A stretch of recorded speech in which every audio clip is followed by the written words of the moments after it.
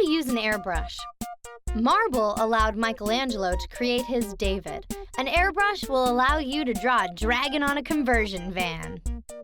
You will need a double-action airbrush set including hoses, jars, and bowls, a compressor or compressed air tank, a well-ventilated space, ink or acrylic paints, a rag, a hot press board, a pencil, an artist's eraser, a craft knife, an easel or drafting table, a frisket or copy paper, artist's tape, scrap paper, fixative, a small bucket, and some water. Optional, an air filtering mask. Step 1. Lightly sketch out your painting on the hot press board. Step 2.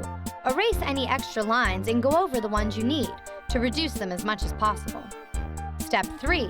Mix some paint with water in the airbrush bowl or jar. Practice this to find the right consistencies for the effects you're after. In some cases, you won't need any water at all. Step 4. Try out your airbrush for a while on scrap paper to get used to the lever and button. Use a double-action airbrush, which allows you to control air and paint volume independently. Step 5. Practice washing out the airbrush by immersing it into the bucket far enough for the brush to cycle water through the paint bowl. Step 6. Then practice blowing the water out of the airbrush against your scrap paper or the rag until the airbrush is clean and dry. Step 7.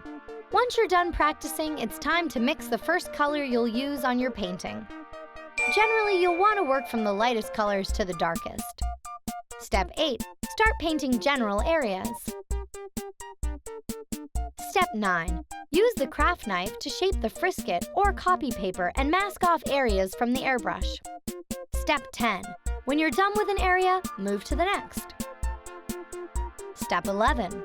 When you're done with the actual painting, use a fixative to seal the painting in place. Step 12. Thoroughly wash out the airbrush when you're finished, particularly if you're using a paint that dries hard like some acrylics or enamel paints. Step 13. Disassemble the airbrush to make sure you've fully cleaned it. Be very careful with the airbrush needle, which is very delicate and easily breakable. Step 14. Admire your creation. Like Marcel Duchamp wrote, "Can one make works which are not of art?" Did you know the first airbrush was invented in 1879?